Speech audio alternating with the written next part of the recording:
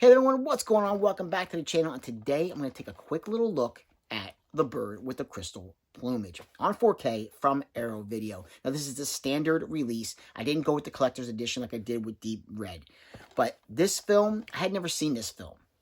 So I decided, after watching Deep Red, I was going to go ahead and pick this one up. And I have to say, it is an excellent giallo. Now, giallos can, some of them cannot be very accessible as far as getting into them and really understanding what's going on, because they can be an acquired taste. But with this film, Argento, I thought Deep Red was basically a great film to dive in if you're not really familiar, or if maybe you're not, the biggest fan of giallo. But Crystal Plumage, definitely even better, way more accessible than Deep Red. This is Argento from 1970, Argento's first directorial debut film. And wow, did he ever knock it out of the park.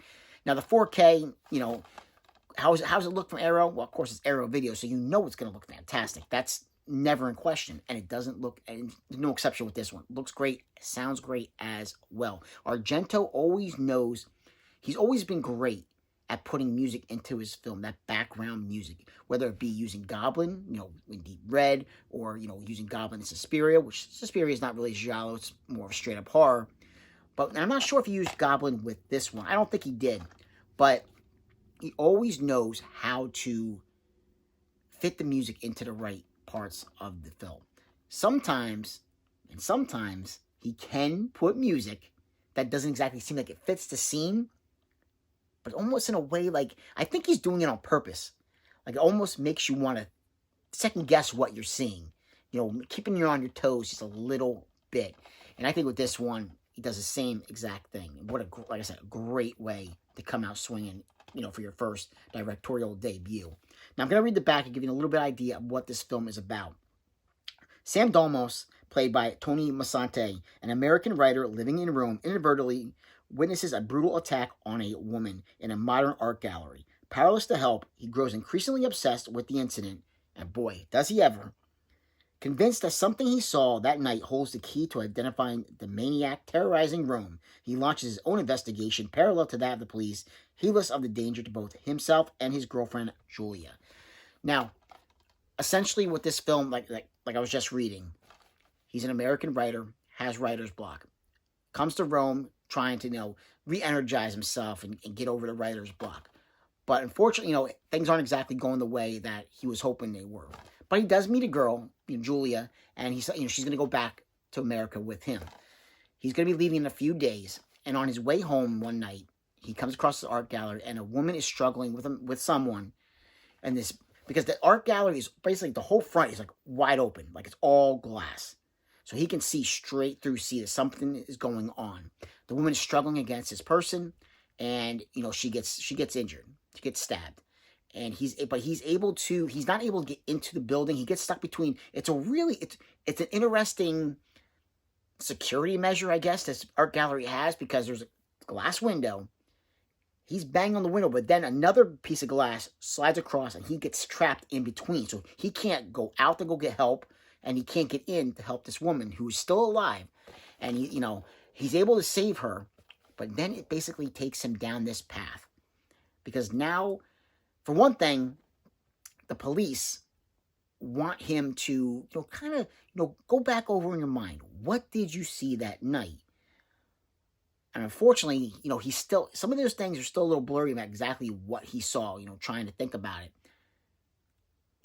But the one policeman does not, almost kind of thinks that maybe he's involved. Maybe he's the one who did this crime.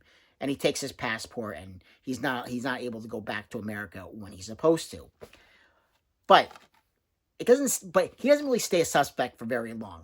Before you know it, he's off helping the police, which kind of seems to be an Argento thing. That kind of happens in Deep Red as well, with our protagonist kind of helping the police.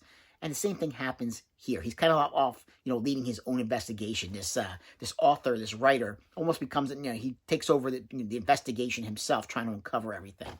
And as it goes along, he's able, he starts piecing things together here and there that the police are not able to. And it kind of helps him, at the end, try to put the thing, pieces of the puzzle together and figure out exactly, who is this killer that's going around and killing people. But it kept me guessing. I was not sure. There was definitely, with Deep Red, there were a couple things where I was like, is this the person who's the killer, or is it this person? But this one definitely keeps you guessing all the way to the very end of who is the murderer. And even at the very end credits, there's something, again, I'm not going to spoil it, but there's something at the end that kind of makes you think that something else could be happening. So it's not really, it's kind of like left up to interpretation of what you think, But I thought that the film, like I said, it looked beautiful, sounded great, and it's definitely, for me, giallos, again, they've never been my go-to thing, and like I said, they're an acquired taste. But I think with certain ones, again, can go off the rails, can be a little bit, could be just completely crazy, bonkers, whatever you want to call it. But this one just seems really easy to get into and easy to follow. It keeps you guessing, but not in a way where where it gets completely off the rails. So I think The Bird with the Crystal Plumage is a fantastic film to pick up. If you're kind of starting getting into giallos, this is definitely the way to go. Go with a film like this. I don't think you're going to be disappointed. And like I said, it looks fantastic. Now, of course, again, this is the 4K restoration from the original negative by Arrow Films.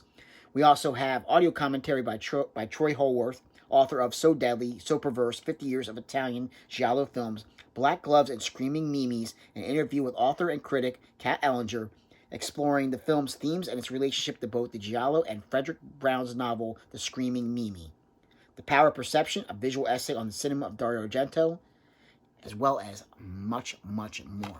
So definitely go pick this one up. I don't think you're going to be disappointed. Like, subscribe, and comment if you get the chance, and I will catch you in another episode. Take care.